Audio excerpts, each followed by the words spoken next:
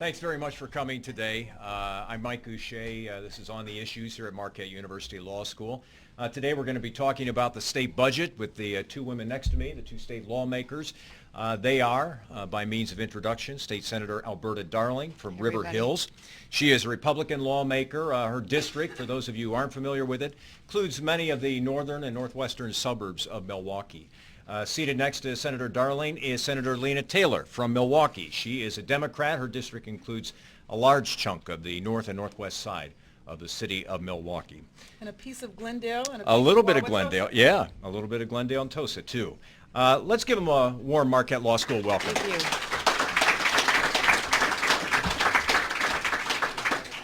Well, we figured we should start with breaking news, and that is what happened in Madison today. I believe the governor issued a statement, and, well, let me read it. This is from the Journal-Sentinel online service. It says, to force action on the state budget, Governor Jim Doyle said today that he will introduce a new version of a two-year spending plan that cuts spending by $430 million and sets aside transportation to be dealt with separately.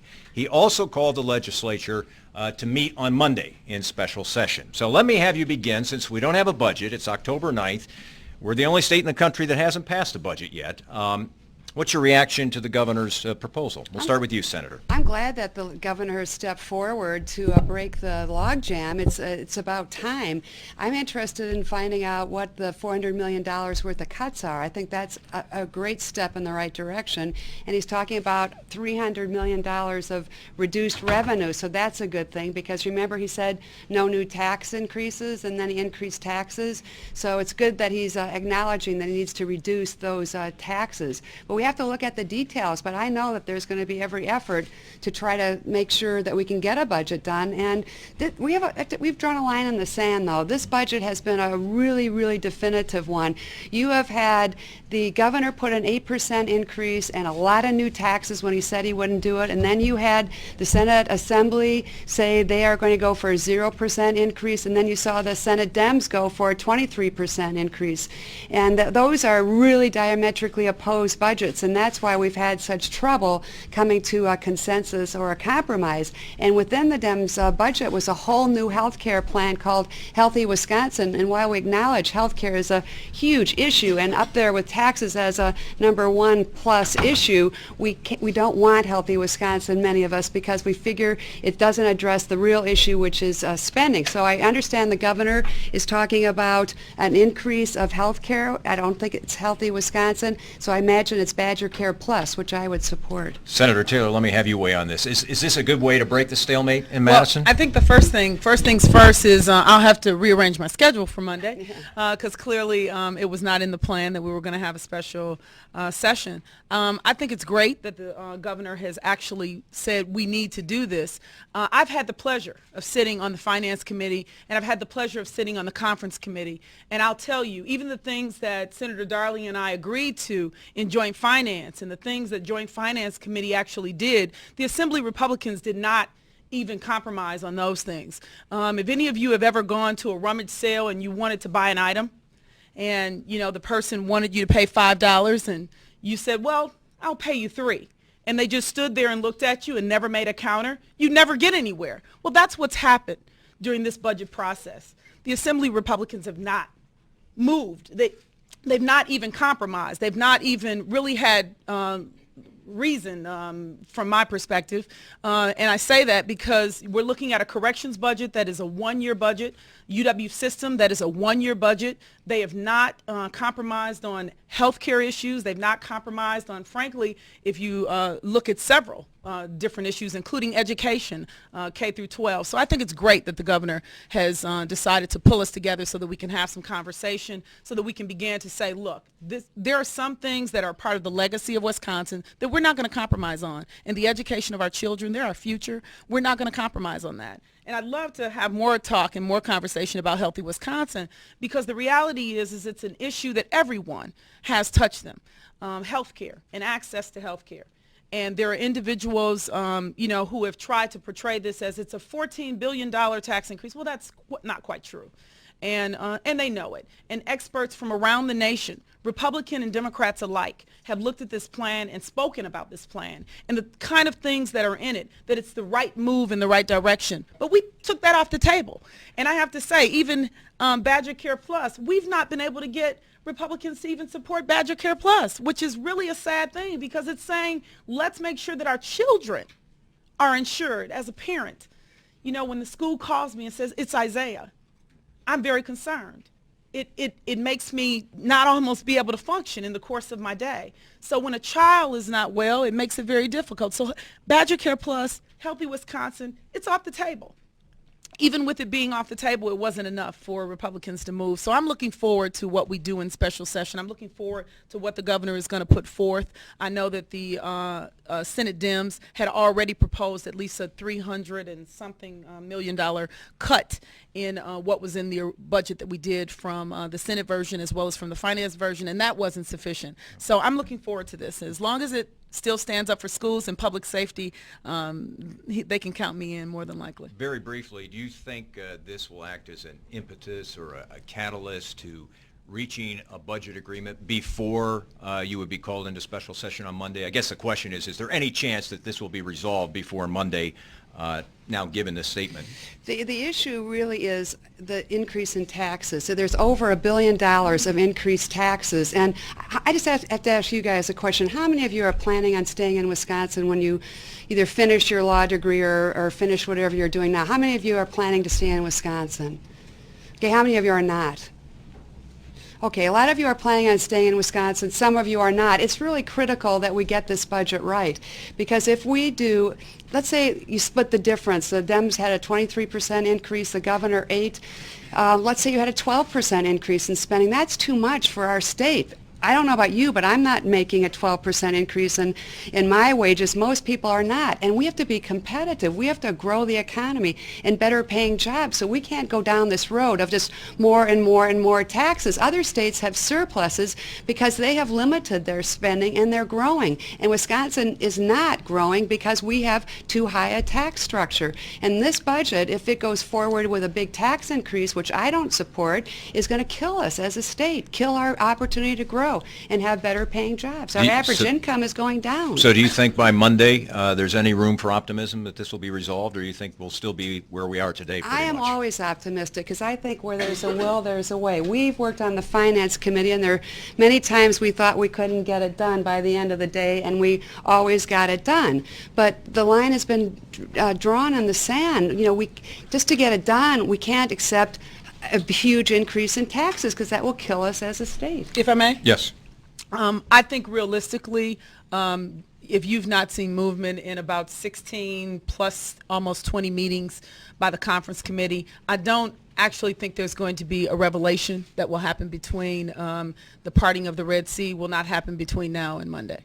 I really don't believe that. And part of the reason that I don't believe that is because you have some individuals who don't seem to want to have a budget. They're not concerned about, it seems, the municipalities or the counties or the schools and the fact that our correction system has a one-year annual budget. What I do believe, however, is that we're going to begin to get to see the real truth about what's going on. This isn't about just that there's a whole bunch of taxes and a whole bunch of spending in the budget. It really isn't.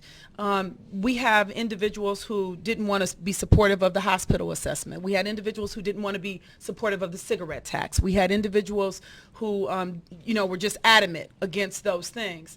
The Hospital Association is neutral to the hospital assessment because they realize that what it does is it brings in lots of money from the federal government because it is the procedure upon which you do that, and everyone knows that.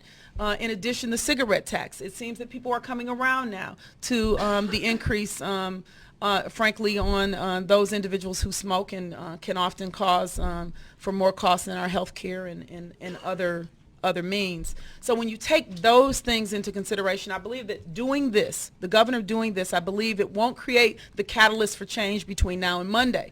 But I do believe that it will set the standard of saying these are the bottom lines. and we have to be willing to stand here. This is not about, it being the kind of increase or the kind of tax that the senator has spoke about, or even some of my colleagues on the other side of the aisle in the assembly. Because when you look at the amount of money we spend in healthcare costs and so on and so forth, the amount of money in increase in fuel and so on and so forth, municipalities and schools have tremendous increases. And we have to figure out how we are more efficient in what we have, and frankly, how we are effective in the service that we provide. Mike, could I just point out Yeah, one thing? sure. The Assembly did pass a bill that took care of the school budget at the high level that the governor had put in his budget, and they also put in a budget for the municipalities. So I don't know why the Senate didn't pass that and say, okay, we have part of it done, let's go forward. So, May I address that? Sure. I'd love to address that. The reason that you would find that no one from Milwaukee in the Assembly voted for it, or why it would not fly in the Senate, is first of all, Milwaukee was not taken care of. If you read the paper, Milwaukee has the worst reading scores in the nation for children of color. Guess what? There was a program in there, and our math and science scores were not that great in the nation. There was $15 million. So that we would be able to continue the program that has began to close the gap in reading and close the gap in math and science. That $15 million for math and science wasn't in the Assembly version. I wouldn't have voted for it. In addition to that, the Milwaukee Parental Choice Program, the expansion that Senator Darling voted for and others did, that basically cost Milwaukee taxpayers an additional $1,000 per kid. There were a couple promises in that program, in that expansion. One was that they would take spending up to $2,500 for SAGE. I don't know. I believe in being a person, a word of your bond. I'm a lawyer, by trade, and I believe that, an agreement is an agreement, and if you don't keep the agreement, then the deal is off. Well, they agreed to the expansion. They agreed to take SAGE funding up to $2,500. They didn't do it. She didn't even vote for it in the budget and in finance. The Assembly didn't. That is not right. And in addition to that, they didn't give us the $17 million that I fought for us to get for taxpayer relief because of the Milwaukee Parental Choice Program and the way that it is presently funded. So no, that's why that Assembly version didn't fly. It wasn't going to fly, and if I had to stand in front of it, like the students did in Tenement Square, I was going to stand in front of that process because it was leaving Milwaukee out. And I'm here to say Milwaukee's not being left out. It was the governor's proposal for education. Let's be clear. The governor had a proposal with $21 million in it and the $15 million in his budget. That was the proposal that the Assembly took out and said it would be. Let me jump in and ask a fundamental question here. I hear both of you saying we want a budget, but I hear both of you saying there are core values that we're not going to compromise on. And let me address that situation. This is a quote from the paper's editorial page, the Journal Sentinel on Saturday. And they said two events, and we won't get into the events at this point because it's a lengthy explanation, but they said two events occurred late last week that should have broken the state budget logjam, but they didn't. And that points to a dismal conclusion. Either the budget process is broken or those who broker it are.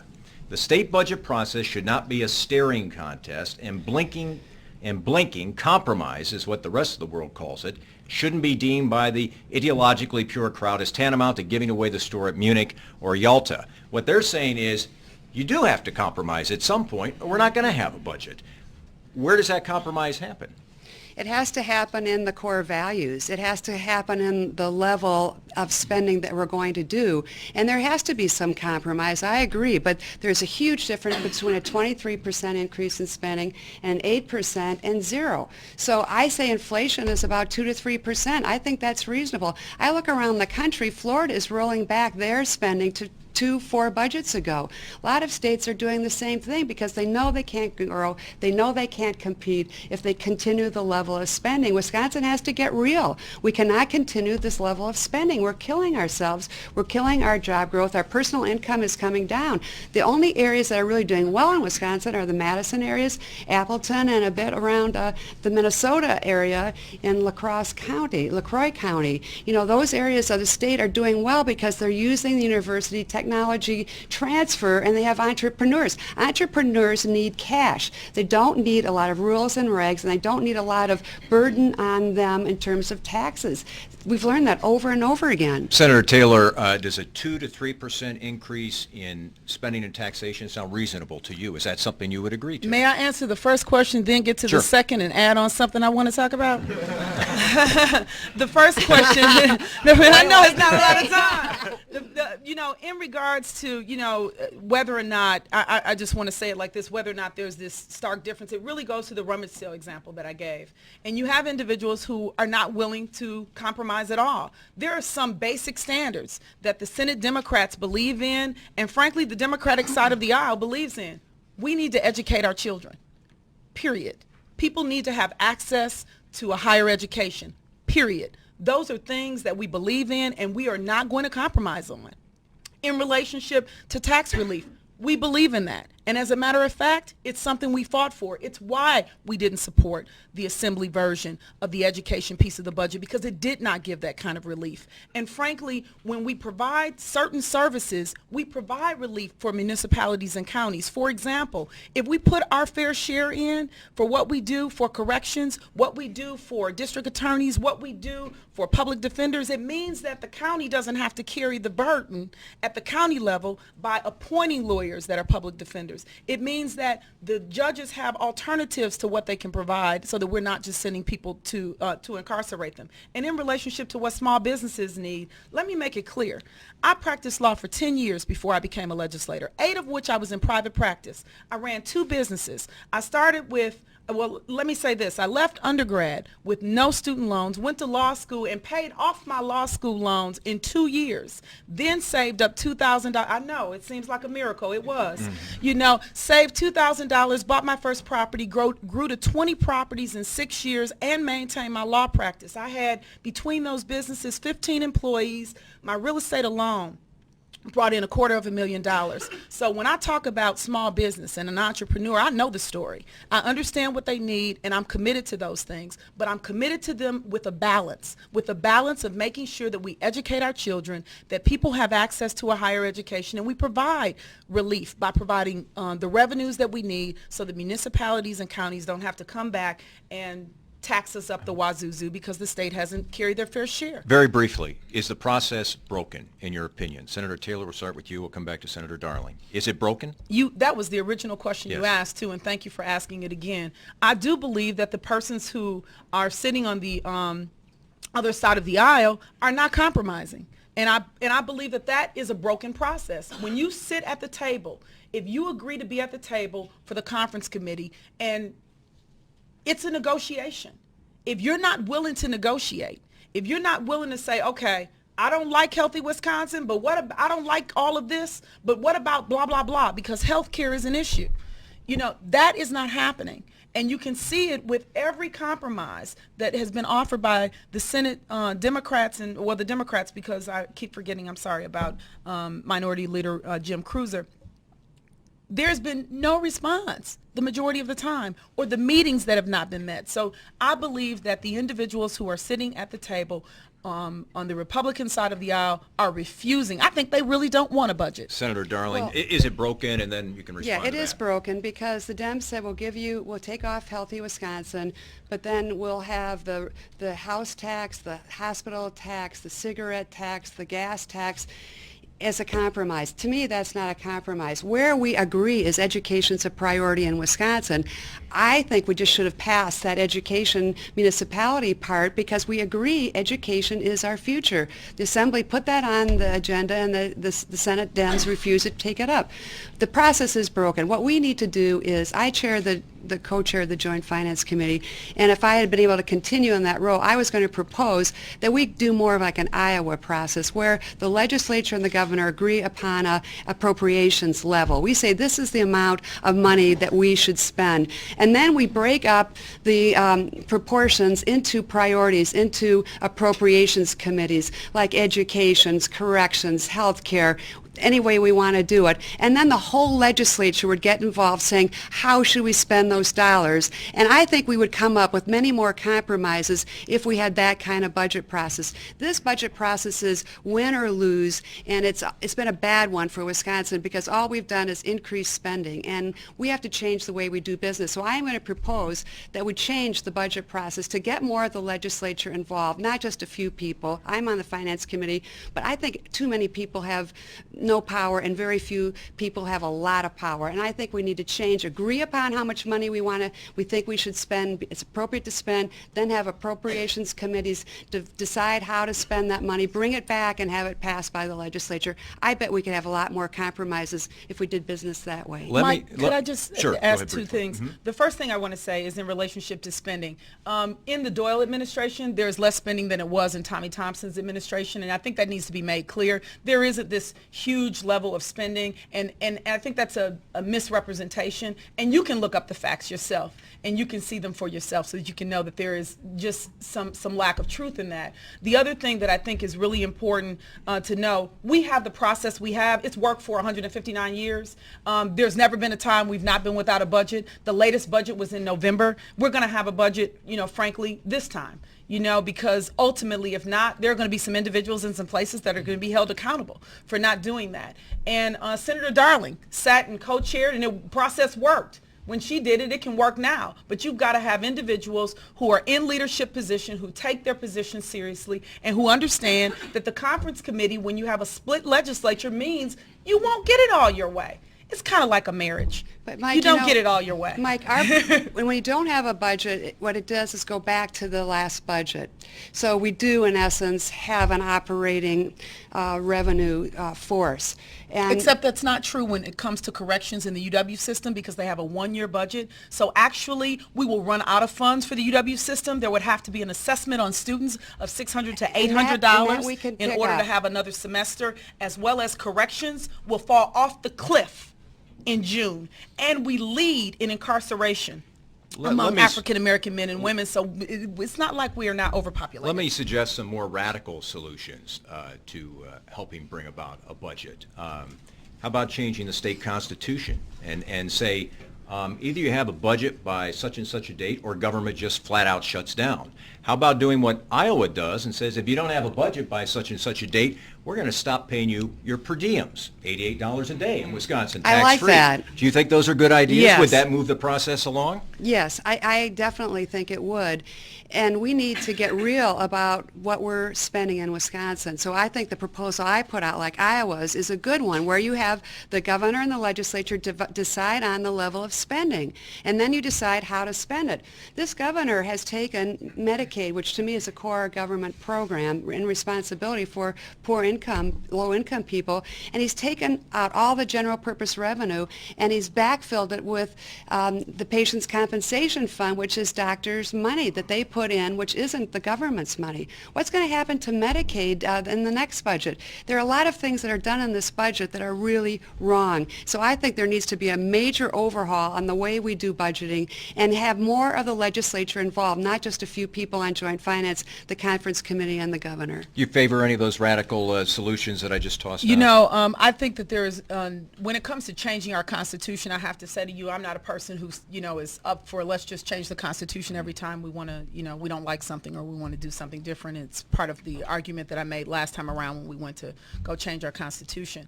However, I do believe we have to look at, what we do and how we're doing it. I say again that this governor has had less spending, than previous governors. I've only been in the legislature for a very short period of time, only 4 years, and during the time that I've been here, I've watched spending go in another direction.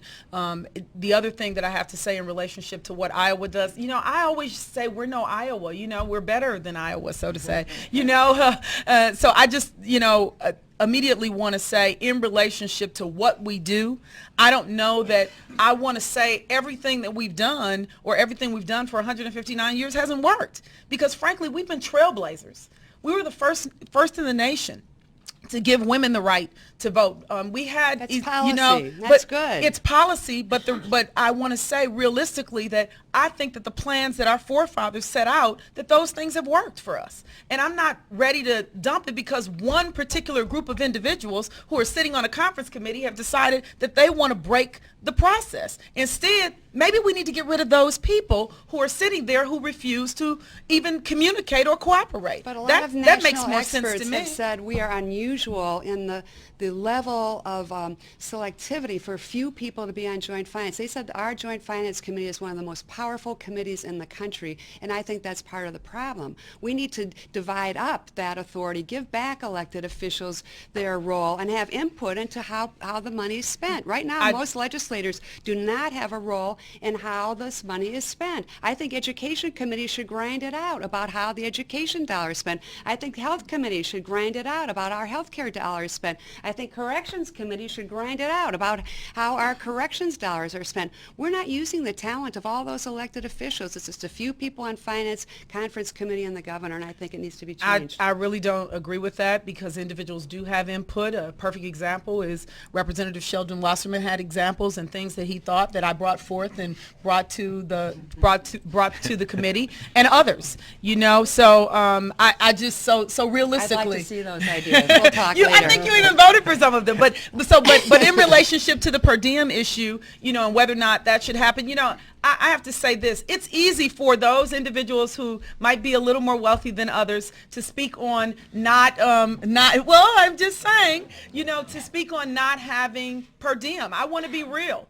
I made a lot more money when I was in the private sector than I do. I make $47,000 a year. When you get done with taxes, insurance, and everything, I bring home $2,400 a month. I made that more than that when I got out of law school. But I am dedicated to service because I believe that we can do better. I believe that we have to bring something to the table and be willing to do that. And so I've made that sacrifice. So do I believe that there needs to be something to say, look, either you do what you need to do or we shut down in some way? I think we should think about that. But I want to be clear. When I calculate the number of hours I put in, I'm trying to figure out how much I make, how many pennies I make an hour. I think if you're not doing your job, you shouldn't be getting your per diem. Let's cut off that Republican side on the other side that haven't been doing their job. I'm with you, Alberta. I want to ask each of them one question, and then we'll open it up to your questions. But this deals with your political futures. You mentioned Sheldon Wasserman's name just a moment ago, who will be your opponent in the upcoming election. Based on what your constituents are telling you, what's the most pressing challenge they feel we face as a community and as a state? Healthcare, education, and taxes are crunched up there at the top. It's hard to separate them out. People are really concerned about the future of the state. A lot of people are concerned to the point that they're going to leave the state. A lot of people who are retired are leaving our state because they can't stay here. They can't afford to stay here, which I think is a tragedy. They take their money then and they take all their values and all their contributions. I think that this is a critical part of our time for our state, and we have to really do the right thing. And increasing taxes way beyond inflation is not the way to go. Senator Taylor, and that's what I hear. Okay, you announced recently that you'll take on the county executive, Scott Walker. What do you think is the most pressing issue facing Milwaukee County? I agree with Senator Darling that health care and education are truly important issues. There's no question that public safety is important. I think the tax relief that Senator Darling speaks about has everything to do with the representation that we have. We need to make sure that we have someone in Madison who can negotiate the best for us. Under a Democratic governor and a Democratic Senate and potentially a Democratic Assembly next session, I believe that I can do that. And I have done that, sitting on finance. And frankly, Senator Darling and I have worked together on many issues. And there are times and places where we couldn't quite get it together, but we continued to work on them. And I've been able to work with her greatly. I appreciate that. So those are the issues: public safety, education, healthcare. You know, I have a personal affinity to things that deal with the judiciary and corrections area. As a lawyer, as the chair of judiciary and corrections, I've had an opportunity to go around the state doing these State of the Justice tours. We've gone to 10 institutions. We've held 10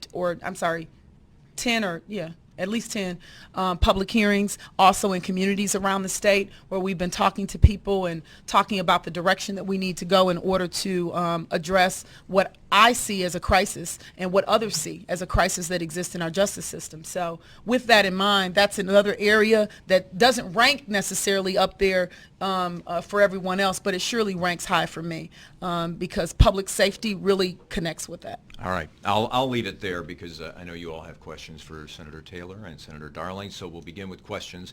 Let me start up there and we'll come back around. Go ahead. Senator, you both mentioned that education was a high priority. Of course, I agree. Actually, I taught in the system for a number of years for a very pitiful wage, if I could say. Here's my dilemma. I feel you. It was, actually, I had to get out of it. It just didn't pay, and I've got a family. Do we raise tuition? Do we, cut the regents' salaries? I mean, how do we balance providing a great education with, high-paid, competent teachers with the taxes? I mean, it seems one has to go up and one has to go down. And I'd rather not, teachers' pay go down or tuition go up or property taxes go up. How do we find a balance there? I think we have to have priorities, and we can't do all things for all people. Wisconsin needs to zero in on what we can do and do well. Our university system and our education system is one area we need to do really, really well, especially the university system for our growth in terms of jobs. We have to make sure we're using those education dollars right, though. We spend $1 billion on education just in Milwaukee. I have to challenge, how are we spending those dollars?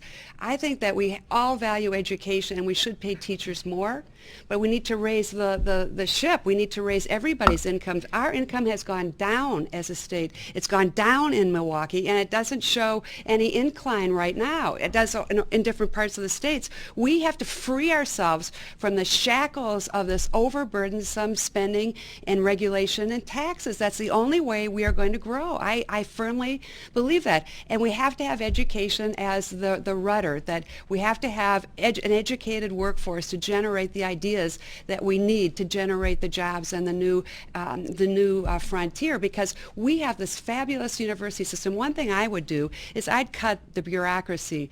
The system has this, we did an audit on it. The university system has a huge bureaucracy over it. I'd like to take and we had a place a while ago because you could say, okay, you're not going to have marketing or you're not going to have financial people. We'll have it under one roof. Now every campus has all those people. So I'd say let's take away the system part of the bureaucracy, give that money to the campuses. Senator Taylor? The first thing that I want to answer is whether or not we should send tuition up. When I was going to school, I've compared it now, and I think students are almost having to work to pay for at least 50% of the cost for them to go to school. Access is crucial. And Senator Darling mentioned the income level of individuals in our state. We won't be able to compete if we don't have individuals who are going to college, who have ability to be able to go to college, and frankly finish. So that, we can't just send it up on that end because, you got to then get out and work the job. And the question is can you find a job that can pay for all the loans that you had to get in order to do that? So clearly we have to begin, and our challenges are for a number of reasons. I mean, I don't want to spend the time talking about we don't get our fair share federally because we're spending it somewhere else, that we're building up other individuals, but we're not building up our nation. And as a result, we're not getting the money back in our states the way that we need. I don't want to talk about the fact that this is a rust belt, and we have to figure out how do we change from being the manufacturing state, which we still pretty much lead in the Midwest in that concept, but figuring out how do we make ourselves competitive in a new way. There are a number of things, biotech that we have to do, things we have to do, and I wish I could tell you I was a walking answer. But what I am is a walking coalition builder. I believe in teams. I believe that you've got some answers in this room, and I believe that we can do it together. But I believe we can do better. I believe we need to go in a new direction, and we need leadership with vision, and I believe people like myself can take you there. All right, we'll go here, and then we'll keep working our way around. Go ahead. I'm thinking that after 16 or 20 sessions of this conference committee, over the last 5-6 months, whatever it's been, and no results, that I'm a trial lawyer, by the way, and I've done a lot of negotiating, and it doesn't always work. So I go to trial. Can't do that here. I am thinking that there's some bad chemistry in that room when those negotiators go in there, and that causes me to ask, what's wrong with each of you going back to your caucuses and suggesting that between now and Monday, which is still 4 or 5 days off,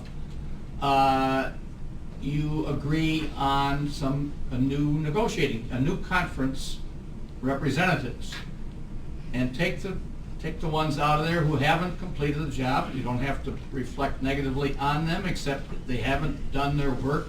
You got 130 some state legislators in both houses. Why not start, not with a clean slate really on the budget. The budget is whatever it is, the needs are what they are, but I'm talking about process here, that if you get some new people in that room who are willing to, to shake hands, you two sound fairly well, which is good. I'm sure there are others, We do. Republicans I who know talk we to do. that I effect. agree. And so my suggestion Most of the is, time. this is a very serious one. Why not give that a try and get some new faces with new thoughts in that conference committee next week? Change the chemistry. The sis. first thing I want to do is make sure that everyone understands who's on the conference committee. So you have the majority leader in the Senate, the Speaker or Representative Hipsch from the Assembly. So those are the two people who are running the houses, okay? Then you have the co-chairs for finance, Senator Russ Decker on the Senate, on the Democratic side, and Representative Kitty Rhodes on the Assembly side. Then you have two other individuals. You have the minority leader in the Assembly and the minority leader in the Senate. So really, outside of leadership, you only have two people that the leadership chose that would sit on the conference committee. And that additional person was Senator Jauch on the Senate side, on the Democratic side of the aisle, and Representative Fitzgerald. Jeff Fitzgerald, Scott Fitzgerald's brother, who is also on the committee, on the Assembly side. So in relationship to the dynamics and creating a different chemistry, sometimes leadership has changed in the midst of things that happen in the legislature, and there's been a coup, so to say, and somebody's been voted out. But in this particular situation, I have to say, I don't even want to say that I believe that Representative Hipsch or even some of the individuals on this committee are individuals who are not negotiating. I want to be clear. He has to go back to his caucus. And there is a core of individuals in his caucus who, I don't care what he's coming back with, haven't been willing to move.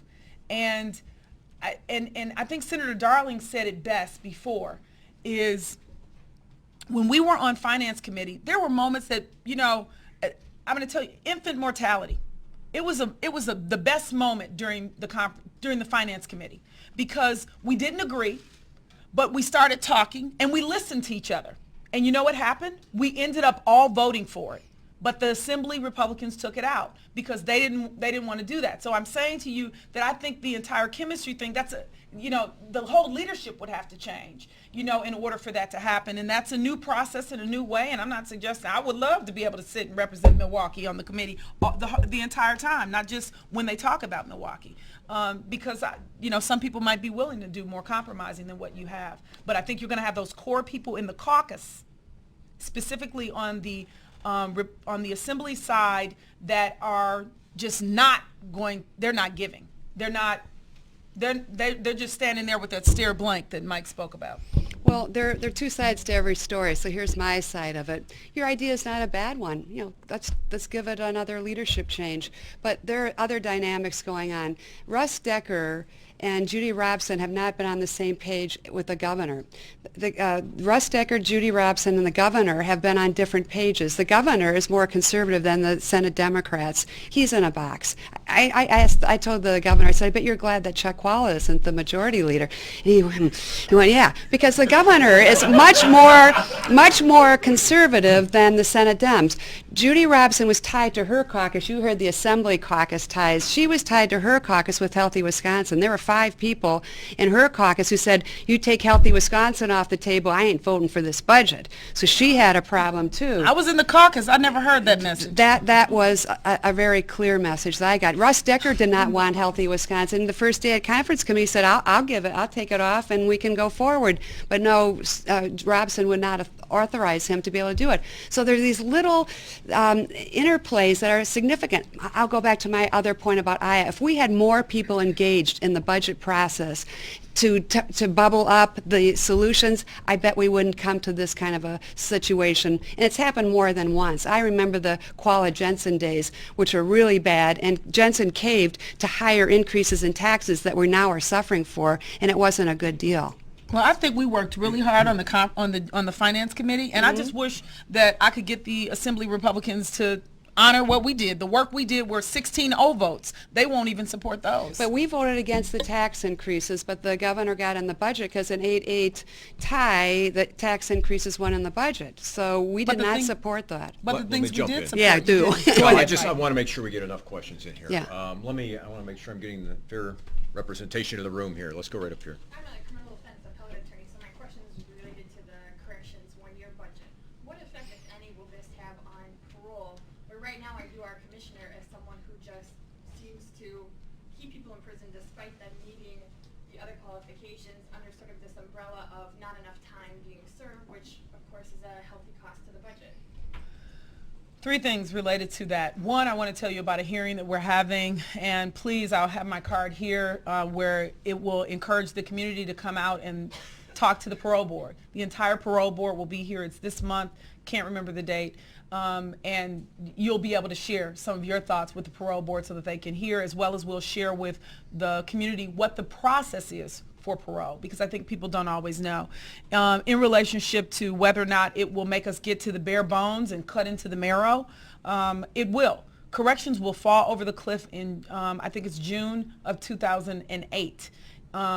If we don't begin the process, I have to remember the exact date and I don't, but because it's only a 1-year funding source. It's not every 2 years. It's not in the biennium like others. And we had a correction package that we sat and praised because 2 people who are not more different would be Representative Mark Pocan and Representative Scott Souter. And I was able to make some input in that regard, and I have to say to you that they came up with a corrections package that we voted for in finance, and the Assembly didn't support it. And they didn't, and this conference committee, the Republicans on the other side didn't. So I say to you, the effect that it will have on corrections, it will be devastating because they will cut off and they'll just be housing people in. Well, I have a different take on it. What will happen is, as we said, if the budget doesn't get passed, we go back to the last budget. So that rolls. Corrections has a 1-year deadline. So by the end of June, the legislature will have to address the corrections budget, and we will.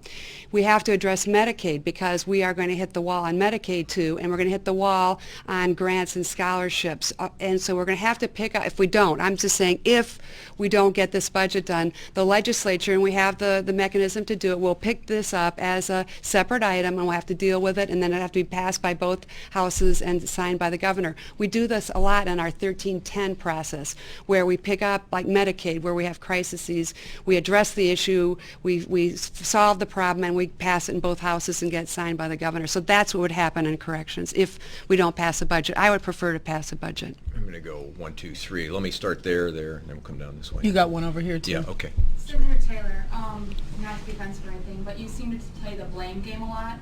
Really?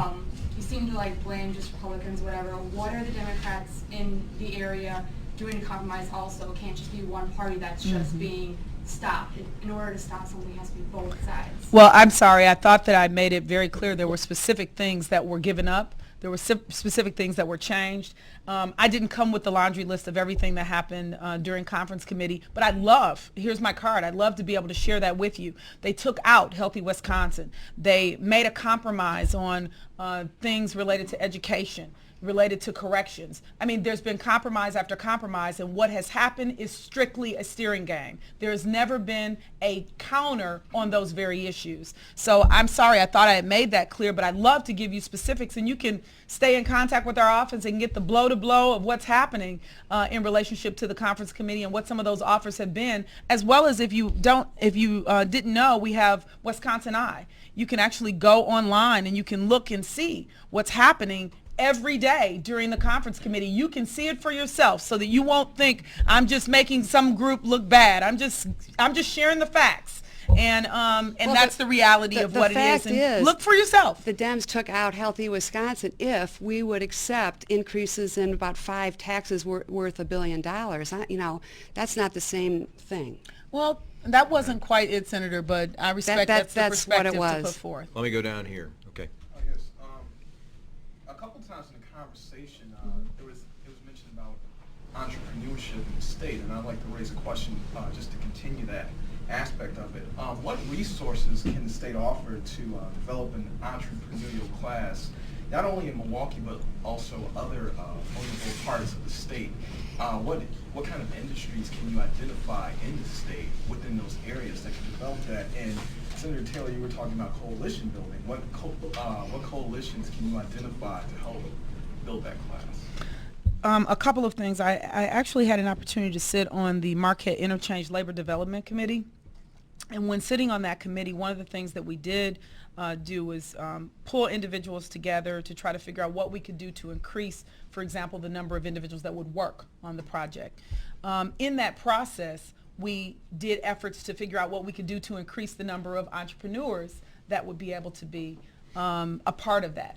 And we created what has turned out to be I don't want to call it a template, but like a model, for other construction industry road projects around the nation. We've been recognized for being able to do really a great effort. And what we did was created a mentor kind of program. So like the prime contractor took on some company that they would work with. And as a result of that, it allowed for disadvantaged businesses, that being women-owned businesses as well as ethnic-owned businesses, to be able to get a higher percentage of involvement. And I don't remember the exact stats. I wish I could be a walking encyclopedia, but I don't remember the exact stats, but we were able to increase our level of involvement. And those kind of coalition buildings with individuals who are in the industries, doing that and creating those relationships so that no different than what you may do in the course of going to school or doing whatever. You find someone who's done it and who can help lead you along the way.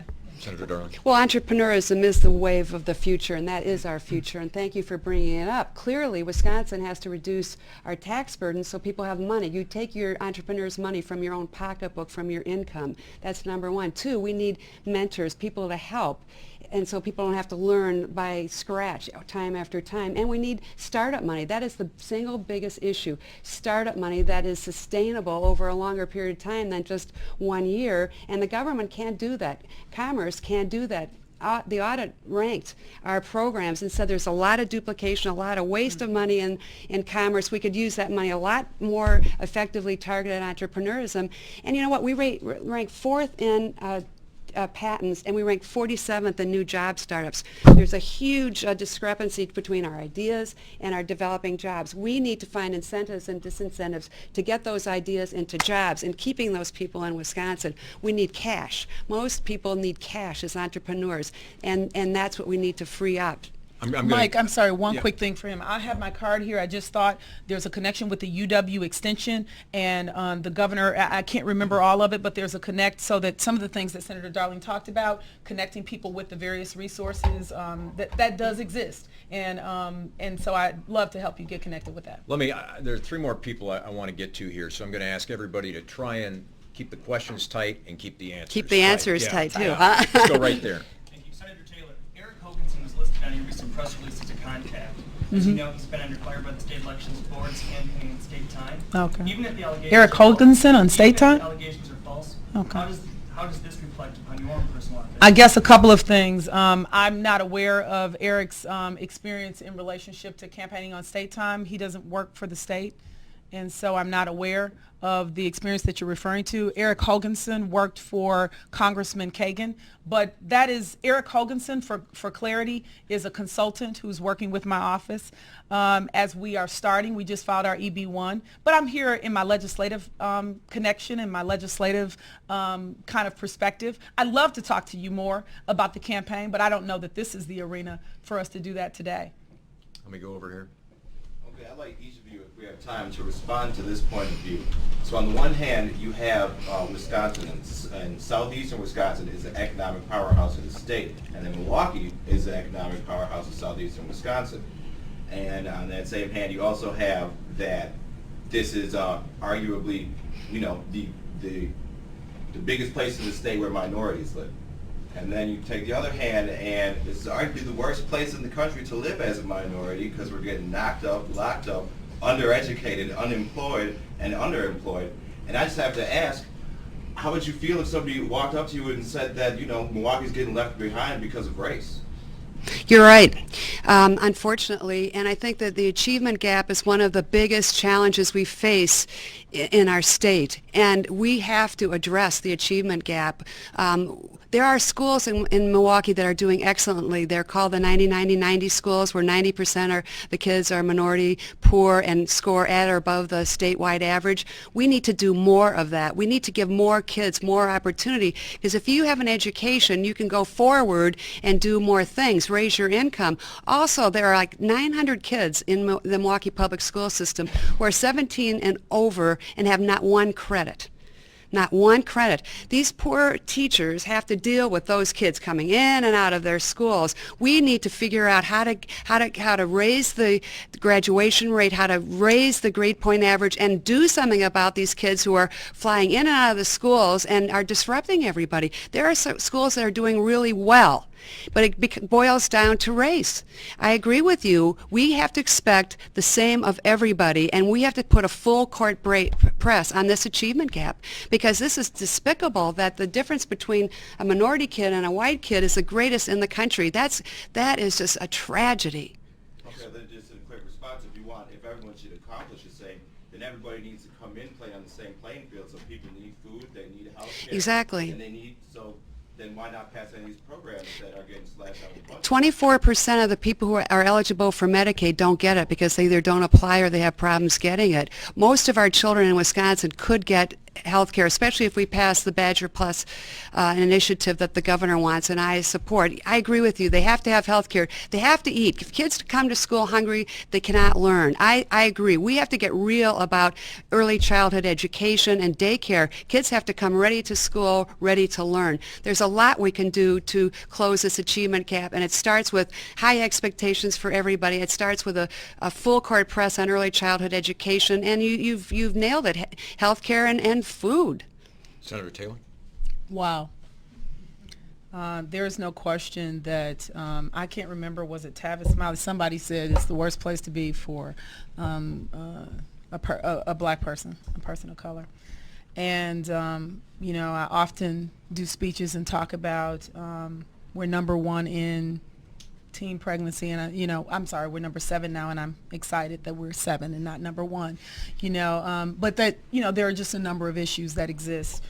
Clearly, we are not the leaders on championing diversity, you know, whether it is going around looking at our correction institutions, since that's something I've been doing, or whether it's encouraging individuals in the entrepreneurism kind of perspective. We're at 21 women in the history of our state who have been state senators. We're at 2 African American women who have ever been state senators. And so bringing a perspective to the table has even, you know, been a challenge, you know, to some extent.